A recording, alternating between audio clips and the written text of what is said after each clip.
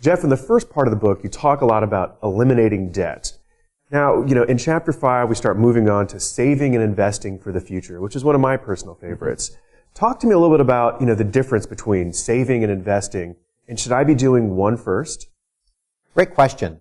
Saving is different from investing. When you think about saving, that's money you put into a savings account. That's money that you're not taking any risk on at all. You put $1 in, you get $1, and maybe just a little bit of interest out.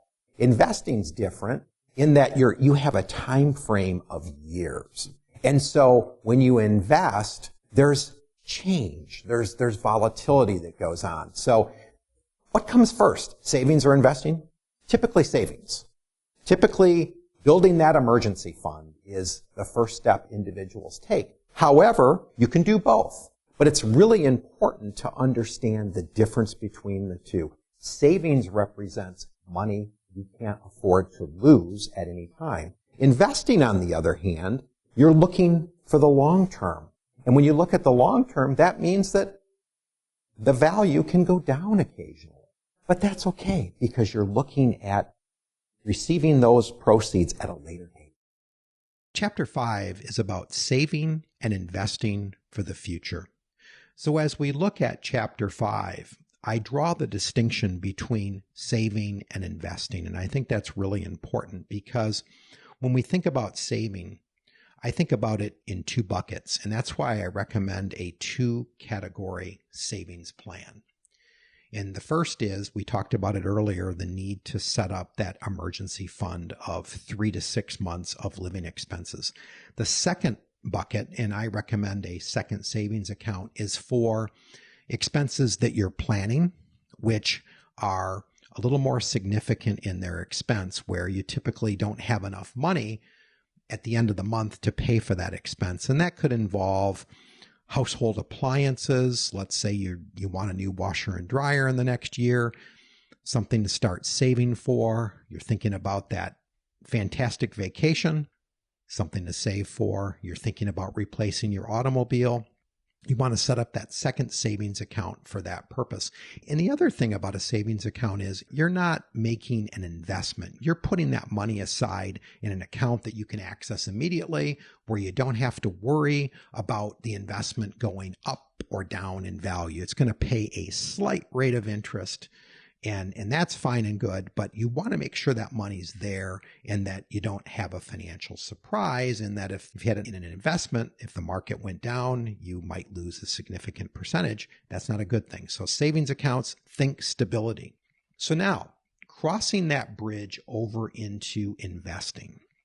When you start thinking about investments, it's very important to think about a long-term time frame.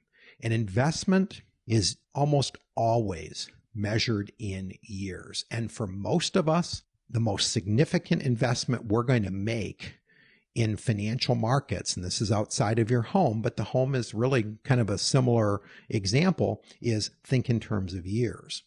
And as we start thinking about our investments, especially the investment options we have in our company's retirement savings program, we have to look at this concept called asset allocation, a very important concept.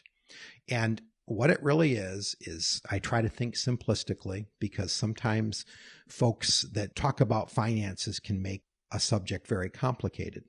And it's really just spreading your assets. It's putting your eggs, think about it, in multiple baskets. And really for investing, especially through your company retirement savings program, or for other investments that you make on your own through an IRA or other type of investments, is you have a choice between stock investments, bond investments, or fixed dollar investments such as money market accounts or guaranteed insurance contracts which pay a fixed rate of interest. But really, when you look at investments, it's the first 2 categories. It's stocks and bonds, and they are basically put into different configurations in that they're typically put into mutual funds or exchange traded funds. Most of you will see mutual funds in a company type plan. And what that means is that there are stock mutual funds which have individual stocks in that mutual fund from a variety of companies. And that's kind of good because that eliminates the risk, what we call default risk. If any one company should file for bankruptcy or has really bad financial difficulty, there's lots of other eggs in that basket of other companies that will offset that risk. That is significant. And it works the same way for bonds. So mutual funds and exchange traded funds think a lot of either stocks, individual stocks in the fund, or a lot of individual bonds that companies and municipalities issue. So that really tends to reduce default risk. And so asset allocation, why it's so important is that we all know that financial markets go up and down. And a mistake I see a lot of people make, especially in company plans, is they're in and out, in and out. They're selling their mutual fund because the market just went down, and then the market has a nice run up, and they're buying, and then it goes down and they sell again. Well, that's not a recipe for building financial wellness in your life. It really complicates your life. And that's why setting your asset allocation is the most important thing you can do in investing.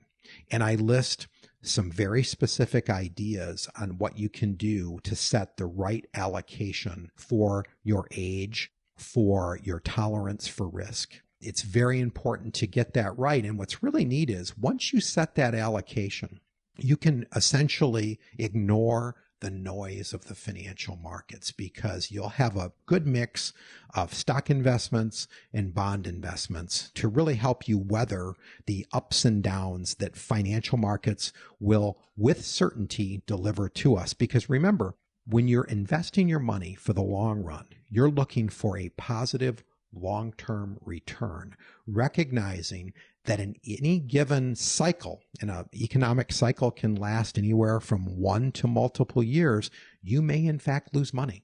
But you're typically in this for multiple cycles, multiple years. And the idea is if you spread your assets appropriately, that you will have a long-term gain. No guarantees, but that is the best way to give you that opportunity. So I spend time discussing that. I also talk about, from a bond perspective, a lot of individuals will buy U.S. savings bonds. They're an excellent vehicle for college savings, for example. I've actually used them as part of a portfolio for my children's college education. And I talk about the types of bonds that individuals can buy, Series I bonds and Series EE bonds. And I talk about a lot of factors to look at for bond funds in general that go beyond the typical savings bonds. And I talk about a concept called duration, and that's the average maturity of a bond fund. Because if you're buying into a bond fund, you need to really take a look at, well, when do most of these bonds on average mature? Because if you have a longer maturity, if interest rates go either up or down, it will have a rather dramatic impact on the gain or loss of that bond fund. So it's not just the interest rate in a bond fund. It is also the duration, which can determine, especially if interest rates are fluctuating quite a bit, the value of the bond fund. So the chapter is really devoted to getting you grounded on the different types of investments that you have. There are certainly a multitude of investments, but I really try to focus on kind of the core investments that will be available to you when you invest your money on your own. And many individuals will only get as far as their company savings, retirement savings plan. And there's nothing wrong with that because you can really put a lot of your hard-earned income into your company retirement savings plan or into an IRA. And that's the extent of it because there are such incredible tax advantages to both that for most people, they can build fabulous financial wellness just investing in those two types of investments. But what I discuss in this chapter can definitely be applied both in a retirement plan and on an individual basis. So again, the key takeaway is understand your options. And if you remember one concept from this chapter that will help you immensely, and I'm so passionate about this, asset allocation. put your eggs in multiple financial baskets.